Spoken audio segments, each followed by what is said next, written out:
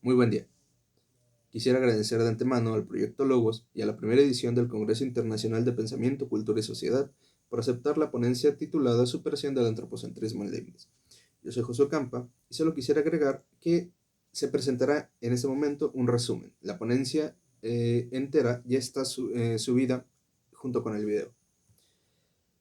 Comienzo. En ese trabajo pretendemos destacar el posicionamiento de Leibniz con respecto al antropocentrismo, resaltando la postura de este autor a lo largo de su vida y contrastándola con la postura de René Descartes. Procuraremos mostrar la resistencia a la aceptación del antropocentrismo fuerte presentada por el cartesianismo. Bien, nos apoyaremos del texto llamado Leibniz y los animales no humanos del doctor Alejandro Herrera Ibáñez, investigador del Instituto de Investigaciones Filosóficas de la UNAM. Pues bien, debemos presentar el papel de Descartes brevemente y el refuerzo a la imagen del hombre como un ser superior. Se marcan dos puntos. El primero, tomar a los animales como máquinas. Y el segundo, el dominio arbitrario del hombre tras saberse superior. ¿Por qué es importante?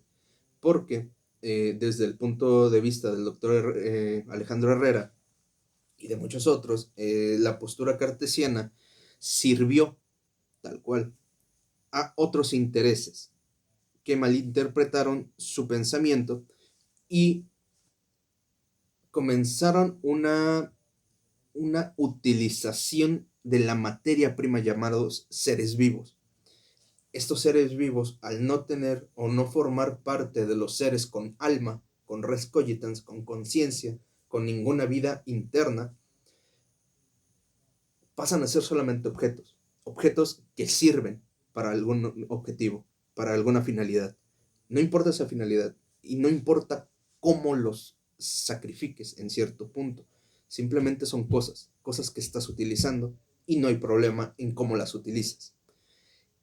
Ahí el problema con el cartesianismo desde este punto de vista. ¿Por qué se resalta? Porque si bien esta postura se expandió y fue muy popularizada como un mecanismo materialista, por otra parte, en Francia, en tiempos similares, se estaba presentando la ilustración y cabe resaltar a Lamarck, por ejemplo, que en su filosofía zoológica, que es una taxonomía enorme y una de las más aceptadas en ese tiempo, o una de las que mejor recababan la información que el naturalismo francés presentaba, hace la aclaración.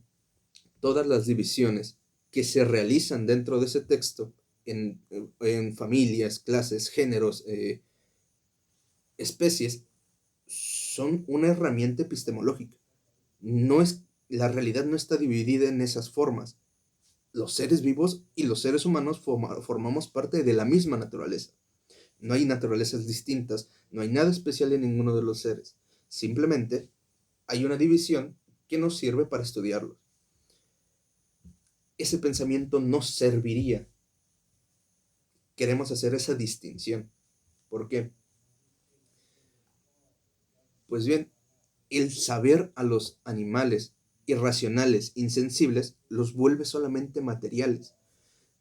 Recordemos que la postura cartesiana está dividida entre la res cogitans y la res extensa. De la res extensa gozamos todos, pero de la res cogitans solamente los seres humanos, los seres pensantes y que demuestran que tienen alma. Eso es muy importante, dado que al no demostrar tener alma o una actividad mental superior, los seres vivos pierden valor. Ahora, resaltar que esta irracionalidad y insensibilidad es un punto importante tanto para el mecanicismo como para el racionalismo. ¿Por qué? Porque es una división a ser superada. ¿Ok? Sin adelantarme, podremos pensar que algún ser vivo que supere o la irracionalidad o la insensibilidad sería, digamos, digno de ser tratado en un estado ontológico superior. Ahora, eh, pues bien, el doctor Alejandro Herrera eh, toma tres momentos de la vida de Leibniz. El Leibniz joven es muy cercano al cartesianismo. El Leibniz maduro, no, ya tiene un pensamiento crítico muy distinto y vemos hasta el Leibniz de la vejez con la monadología, que se separa completamente. Incluso eh, mantiene ya una lucha entre el cartesianismo, entre las consecuencias del cartesianismo y las que él considera. ¿Por qué es importante? Pues bien, eh, con la monadología no solamente se hace una división de las mónadas que enseguida veremos, sino que hay hay dos puntos a destacar. Estas críticas o esta postura leibniziana ante el cartesianismo da, según el doctor Alejandro Herrera, dos golpes al ego del hombre. El primero es comparar a los bebés humanos con animales. ¿Por qué? Porque ninguno de los dos realmente dan pistas de una vida mental. La segunda es en la vida adulta de los seres humanos, en la que él dice que este deseo de pedirle al hombre que sea racional o de destacar que sea racional se rompe al saber que tres cuartos de la vida del hombre nos la pasamos siendo muy similares a los animales. ¿Por qué? Dice que solamente pasamos un cuarto de nuestra vida sabiendo qué está sucediendo, sabiendo las leyes que están rigiendo el mundo. Por decir, sabemos que amaneció porque sale el sol, pero no comprendemos qué ciencia hay al respecto. No sabemos, por ejemplo, completamente la física alrededor de los movimientos de traslación y rotación. No los conocemos. Simplemente vemos que salió el sol y es de día, se ocultó el sol y es de noche. Hay que dormir, hay que despertarse. Somos, digamos, otros animalitos. No estamos, no destacamos. Simplemente nos hicimos una idea que sirve. Ahora bien, regresando a la monadología. Se distinguen tres tipos de monadas. Las primeras y más inferiores solo llevan a cabo la función de percibir y reflejar. Las segundas, en las que se encuentran los animales no humanos, poseen almas que tienen percepción, la cual va acompañada de memoria y de la capacidad de aprender o ser enseñado. Todo ello parece englobarse dentro del término sentimiento. El tercer tipo el- son las conocidas como espíritus. Poseen alma, así como el sentimiento que se nombró antes, el de la cualidad de que la percepción va acompañada de razón. Pues bien, entendemos que una mónada es animada, parece suponer Leibniz, conlleva que la percepción que posee ésta esté ligada a la sensibilidad, es decir, la sensibilidad aportaría la capacidad cognitiva de percibir y recordar, así como la capacidad mental de placer y dolor, además de la propiedad de poder ser enseñado o aprender. Todas estas características desvinculan al ser vivo de la noción de máquina, al darles un estado ontológico de mónada. Como tal, ahora forma parte de la generalidad, de todo lo que existe que es considerado perfecto, aunque con diferentes grados de perfección. Esta perfección y gradación se revela con mayor afinidad al reconocer Leibniz en los seres vivos percepciones destacadas, en las que los seres vivos no humanos resultan ser en ocasiones superiores a las de los hombres, en su sensibilidad y sus capacidades, no necesariamente mentales, sin negarles algo muy parecido a la inteligencia, cosa que el doctor Alejandro Herrera califica como difícil de asimilar, más aún en el tiempo de Leibniz. Características de la mónada en general son el ser sustancia, es decir, ser capaz de acción. También la capacidad de subsistir por siempre separadamente, percibir y reflejar. Sin embargo, la forma de destacar completamente al ser vivo no humano de considerarle una máquina se centra en el movimiento interno o en las acciones internas, las cuales son provistas por el alma, la cual, recordemos, fue negada por Descartes. Junto con la necesidad de encontrar la existencia de la acción interna en los seres vivos no humanos, nos vemos en dificultades de representarla, en la dificultad que representa separarla de la acción externa. Pues en los seres vivos humanos es sencillo distinguir por qué, al formar parte de estos. Uno mismo se puede dar cuenta de este movimiento interno, como se ha visto y probado en la tradición filosófica. Entonces se vuelve necesario hacer frente y reconocer esta incapacidad del hombre por saber el potencial interno de los seres vivos no humanos. ¿Cuál es la importancia de esta acción interna? Pues bien, que habla del alma, habla de esta vida mental de la que, por decir, somos, que vivimos los hombres. Esas acciones internas se deben reflejar en acciones externas. Es decir, mi capacidad de hablar sería una forma de expresar externamente lo que internamente tengo, que es el alma. Sería un ejemplo claro de quién soy, de qué tipo de ser vivo soy. Pues bien, esta alma no es mecánica. Esta alma habla de un ser vivo que, de un ser vivo cuya capacidad mental es tan fuerte que habla externamente de esta capacidad interna. Bien. Esta inteligencia, por decir de algún modo, se centra mucho, por decir, en la capacidad de pecar. Explico. Quizás se puede entender esta distinción con mayor facilidad con la explicación cristiana de la creación y el libre albedrío. Pues en el ideario humano los animales no tienen y el hombre sí, a razón de que de que los seres humanos tienen alma.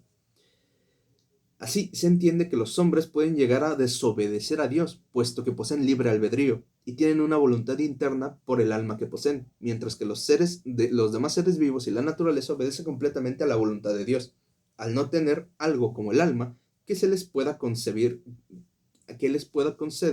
el libre albedrío o alguna otra cualidad que les dote de voluntad propia. Por tal motivo, los seres vivos no humanos y la naturaleza parece que se manejan como una máquina, siendo el hombre el único ser existente que puede desobedecer a Dios. ¿Cuál es el pensamiento? Pues bien, que son máquinas que siguen la completa voluntad de Dios. Por eso solamente se alimentan, se mantienen vivas para el uso del hombre, o simplemente para seguir un ciclo de vida que no importa. ¿Cuál es el problema? Que esta aceptación clásica no habla de las capacidades intelectuales distintas a las del hombre, como sería simplemente el sobrevivir, el hacer una planeación para cazar. Esos no son planteamientos, esos no son requerimientos de inteligencia, no hablan de estos movimientos internos. Entonces, de aquí que se parte que los seres vivos no humanos hayan sido pensados como máquinas, ya que las acciones que se ven son meramente externas y no hay un conocimiento claro de la percepción, o algunas otras acciones internas, las cuales se trabajaban hasta este momento. Pues bien, esta concepción de la monadología, de los diferentes grados de la mónada, hace que Leibniz tenga problemas con aceptar el cartesianismo. Es más, ya en este punto está presentando una postura que pareciera arreglar esos problemas con las máquinas, pero no tiene una prueba suficientemente fuerte. ¿Qué pide en algún texto que se puede encontrar de Leibniz? Dice que si existiera un mono ajedrecista que jugara ajedrez, que mostrara tal desapego de ser una máquina, que el mismo Leibniz llega a la conclusión que en tal caso se negaría a ingerir carne de un ser vivo y se opondría a la tiranía a la que se le somete. Pues bien, pues esta declaración nos lleva a tener que recopilar los momentos anteriores, que es la concepción de las mónadas como poseedoras de cualidades internas en sí mismas, intrínsecamente. Al mismo tiempo, una concepción sustancial que se divide entre res cogitans y res extensa, a la que es contraria, esta petición de una vida interna que se demuestre. ¿Para qué? Para romper estas divisiones y una concepción del hombre que ya está aparentemente con los golpes que hablamos anteriormente de cómo considerar a los seres humanos muy jóvenes y la poca capacidad de los seres adultos. Este es el conflicto que tiene Leibniz y lo tiene contra el antropocentrismo generalizado. Esta postura desde el punto de vista del doctor Alejandro Herrera, y que comparto completamente, es un paso antes de separarse del antropocentrismo. ¿Por qué no lo hace Leibniz? Porque no puede. Sencillamente entiende que esta división es muy grande. Las cualidades del hombre, las que se exigen, hacen que los demás seres vivos no las puedan cumplir. Sin embargo, aferrándose de cierta forma a la monadología, entendemos que el estatus ontológico sigue siendo el mismo. Sí, hay una división entre el hombre y los seres humanos, de perfección del alma, de capacidades, pero no de estatus ontológico, lo que sí hay con Descartes. Es más, se llega a pensar que Leibniz solamente entiende por sustancias a las mónadas y la realidad física entera forma parte de un fenómeno bien fundado. En ese sentido, ninguno sería realmente una sustancia, ninguno sería un ser vivo realmente al nivel de la sustancia de Descartes. Este tipo de antropocentrismo comienza se le nombró como antropocentrismo débil.